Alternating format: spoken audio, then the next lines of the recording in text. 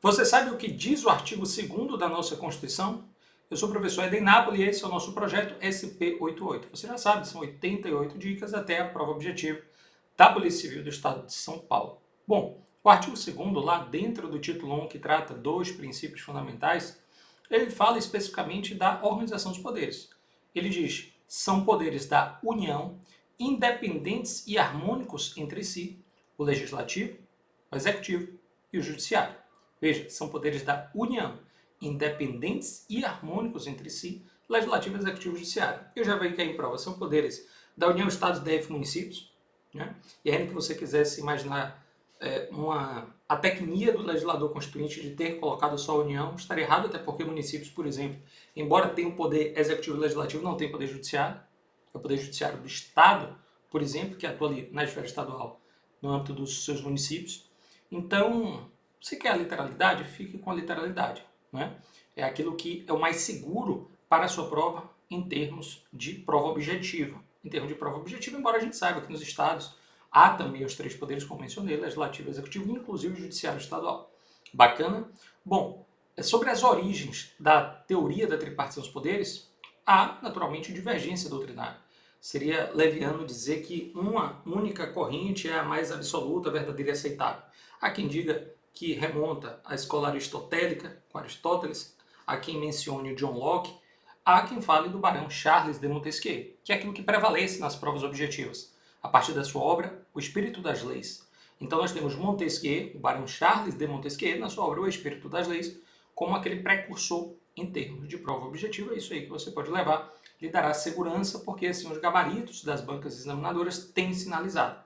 Então essa seria a ideia de origem da teoria da tripartição. Entretanto, é preciso pontuar que já se disse, inclusive, com ressonância na jurisprudência do Supremo Tribunal Federal, que o poder, assim como o direito, é uno e indivisível, vale dizer, indecomponível, e, portanto, o que se repartem são as funções estatais. Bom, as funções, essas sim, podem ser típicas ou atípicas. Funções estatais, que seriam as funções legiferante do Poder Legislativo, executante do Poder Executivo e judicante do Poder Judiciário. Legislar, administrar, que é executar, e julgar, dessa função jurisdicional.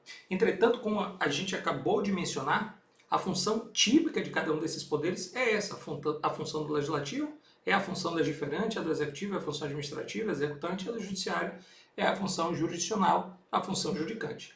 Porém, cada um desses poderes atipicamente pode exercer função ou funções dos demais poderes. E você também precisa ter essa compreensão. Então, se eu tenho um poder legislativo que ordinariamente legisla, ele pode também administrar, se ele abre, como está aberto, por exemplo, o concurso para a Câmara dos Deputados. Quando a Câmara organiza o seu concurso, ela está atipicamente na função administrativa. Da mesma forma, quando o Senado julga o presidente da República por crime de responsabilidade, ele está atipicamente na sua função jurisdicional, de julgador. Da mesma forma, se o executivo, em regra, administra, atipicamente ele normatiza com regulamentos e medida provisória, que não é lei, mas tem força de lei, por exemplo. E ele também julga, sim, tribunal marítimo, CAD, Conselho Administrativo de Defesa Econômica, multas de trânsito que são julgadas por uma junta administrativa de recursos, a JARE, assim chamada. Você tem, como eu já mencionei, acidentes decorrentes de navegação, vão para o Tribunal Marítimo, os conflitos do âmbito do direito econômico vão ao CAD e por aí vai. Então você tem também o Poder Executivo na função jurisdicional, sim, falar do PAD, né? Processo administrativo, por exemplo, disciplinar. Ele vai exercer ali uma atividade jurisdicional, atipicamente falando. E por fim o Judiciário, que como regra julga, excepcionalmente normatiza quando elabora seu regimento interno, mas também administra quando faz concurso.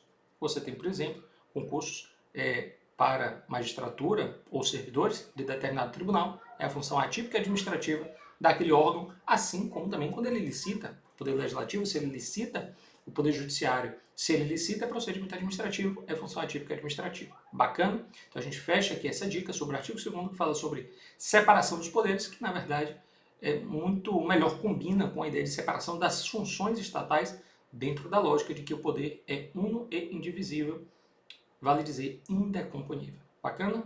Um grande abraço, bons estudos e até a próxima dica. Tchau, tchau.